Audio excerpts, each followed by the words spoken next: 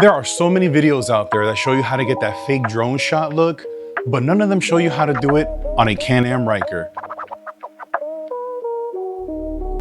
Stay tuned, because in this episode, I'm gonna take you through my little secret on how I have my setup so that you can get the best fake drone shots with your Insta360 on your Can-Am Ryker.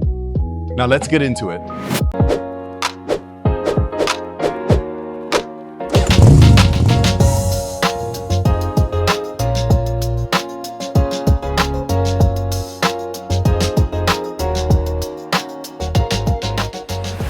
So first off, in order to achieve this setup, you have to make sure that your Can-Am Ryker is equipped with a max mount. Usually the max mount comes without the tail cowl. I actually have the tail cowl on mine, and I had to modify this piece as well to get the seamless look and setup that I wanted.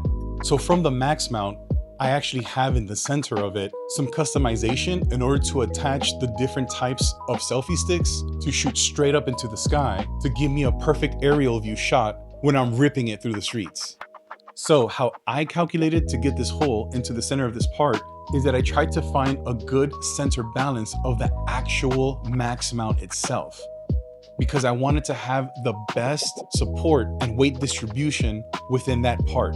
Now, where I found is a good spot that's nice and centralized within the max mount is just beneath the sticker that comes on the max mount.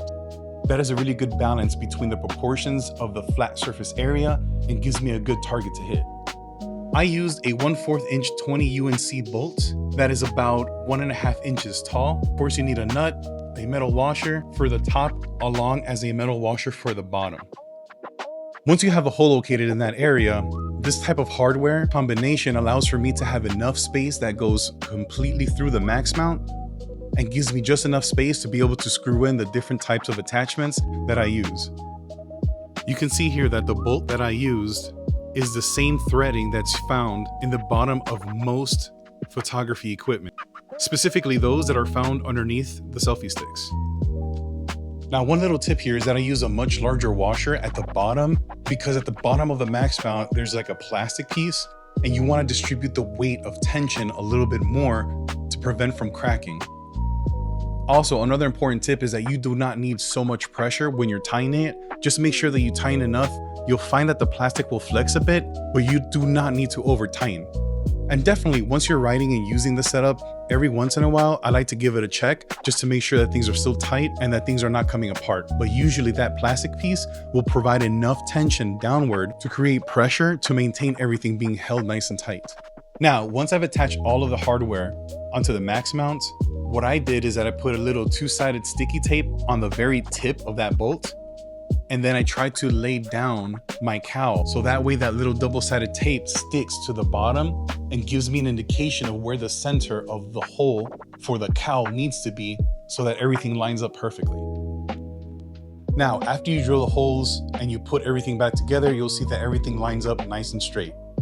I like to use a rubber washer that I found online. I'll put the link in the description below that you can use to go ahead and cover that little edge that happens. Depending on the type of drill bit that you use, sometimes that edge will be a little rough. You can go ahead and sand it, but to me, this customized part feel a lot more OEM spec, almost like the part was designed this way from the factory. And that's the kind of look that I tend to go for on my builds.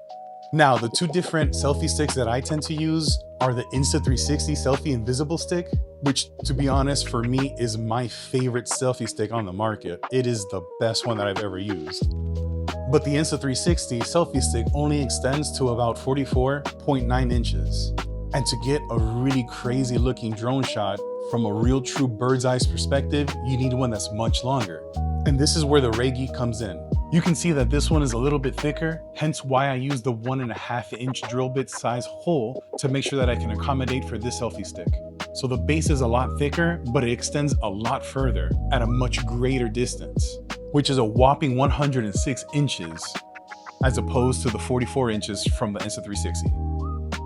One of the things that I love about this setup is that because of the cowl itself, it gives you another little distance from the actual point of attachment to help keep the selfie stick from wobbling and moving around when you have it extended to the maximum lengths.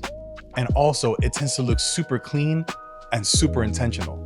Another neat little thing about this setup is that you can actually use it to mount other things, like a light bar, for example. This setup is really cool because you have so many different lengths of distance of height that you can add to the back of the cowl. You can actually get these really cool shots of you getting ready to ride, which I love to take.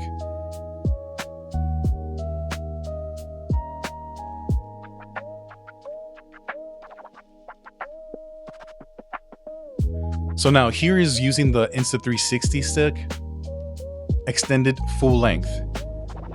You can see how high the stick sticks up from the bike itself, and it gives you a really nice close-up shot of the drone itself if you don't want to have maximum warping when you're editing the footage. Now you can see that there's a little bit of wobble here and there, and you can actually adjust that by tightening a little bit more the bottom of the hardware before you fully attach and go out for a ride. Now, to contrast from the Insta360 to the Ray gear, you'll see the difference in the height of this selfie stick. One of the things that I love about the Ray gear is the fact that there's pressure points at every single stop and prevent it from falling down as you're riding.